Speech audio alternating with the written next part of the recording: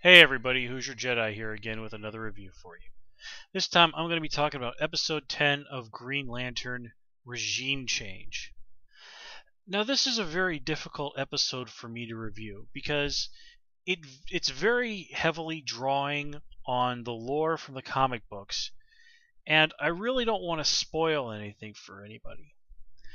And it's also naturally drawing very heavily on the mythology of the show, the events that we've seen before. And I'm sure you've guessed is probably setting up a lot of things. So even though it's going to be a little bit hard for me to talk about this episode without spoiling anything from the comics, I'm going to give it my best whirl. I'm going to try and focus as much as I can on what we see. So with that said, let's jump right into it. So we're back on the planet, looking at my notes here, Barasis, bringing back the characters of Ayala, Ragnar, and Kothek. And Ragnar is, of course, now a Red Lantern. One thing I have to admit, just for a moment, when that ring came in through the window, it didn't quite look red to me. Just for a second, I thought, wait, is that an orange ring? Yeah, little spoiler for you. There is an orange ring out there. Note that I said one ring. That's all I'm going to say about that. From what I've heard about the show, that will come into play at some point. So, anyways, let's leave that. Ragnar, he honestly hasn't changed as a character. He's still the same person that he was when we last saw him. Still believes that everything that he deserves everything that he wants. And it was sort of struck me that while I was watching this episode, how in a way the power rings of the Red Lanterns and the Violet Lanterns, the Star Sapphires, are similar in the way that they can turn people who love each other. Here we had Galia and Kilowog, and presumably Ayala and Ragnar, being brother and sister, presumably they did genuinely love each other at some point. I mean, Ayala certainly does still love Ragnar. She's trying to be kind to him, to show him compassion, even after what he's done. But his anger and honestly his vanity and greed have just completely consumed Ragnar. Ayala's affection for him as his sister means nothing to him. He wants nothing more than to kill her. And this is what power can do to people. The lust for power. And the belief that power should be ours simply because we believe it should be ours. So let's kind of sort of step away from the heavy stuff and kind of get more into the juicy plot details. We of course have the continuing clash between Ganthet and Appa Alyapsa, or just Appa as they tend to call him. I feel a little weird calling him that because it just reminds me of Avatar: The Last Airbender, but call him that we shall. First, I do have to sort of say that I did enjoy Hal's Blue Man Group crack. It was honestly, it was funny, and in a way it was a nice little way of subtly setting things up that we would see later on. But what's interesting about the clash between Ganthet and Appa is that Appa, despite pretty clearly being the bad guy here, does raise a valid point. Millions of planets look up to the Guardians and the Green Lantern Corps for advice, for wisdom, for guidance. And if that faith in them were to be shaken, it really genuinely could spell disaster across countless worlds, endanger the lives of billions, possibly even trillions of beings. So that does raise the legitimate question. If that is the stakes that are in play, is it really so wrong to lie about this, to cover this up? But on the flip side of that, you have to look at it. If the foundation you're using to stand and make a moral stance for people is based on lies, and frankly, atrocities, then really, do you have the right to be there? It's a question of, do the ends justify the means? And while we certainly do want to take take the side against Appa because he's a big jerk, I can't help but honestly feel that jerk or not, he is raising a legitimate point. And while I don't agree with his point, it is one that I could see people honestly reaching. Life is full of difficult compromises, and we've all probably at some point in our lives had to do things that we probably would not, make moral compromises, either back down or take stands that if the world was 100% in our control, we wouldn't make. So it is the two kind of conflicting things here between Ganthet and Appa. Do we risk destroying everything that we've built for the sake of truth, or are some things better just forgotten, buried, and just sort of left, if it's for the greater good? But anyway, let's continue on talking about that, but in a slightly different way. Now, one thing here that I did notice was that when Ganthet tells how that the Red Lantern's charge of what happened with the Manhunters is true, he refers to the area of space that they annihilated as the Forbidden Zone.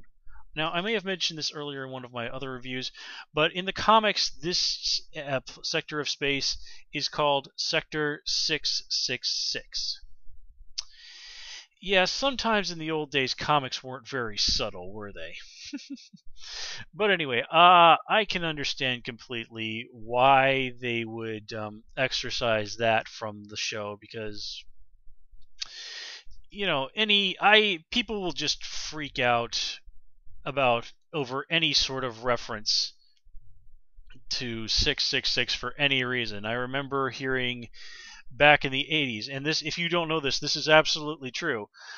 For a while in the 1980s, people believed that President Ronald Reagan may have been the Antichrist because each of his three names, I don't remember what his middle name was, but each of his three names had 6 letters in it. 666. And this was enough to convince some people that he was the Antichrist. Yeah. Okay, I'm just going to pass along that little piece of information and leave it at that. What judgments and conclusions you reach based on that is entirely up to you. I most certainly do not want to start arguing religion on my channel. Yeah, that doesn't go over very well on the internet. Anyway, let's move on.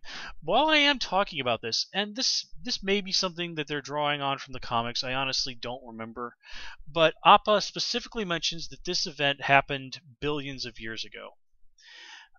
Actually, now that I think about it, I think they may be going with the actual numbers from the comics on this. And I sort of, if I am correct in that, I sort of wish that they had changed that, because if you stop and think about it, if the massacre that the Manhunters carried out against all these alien species happened billions of years ago, wouldn't they have basically evolved into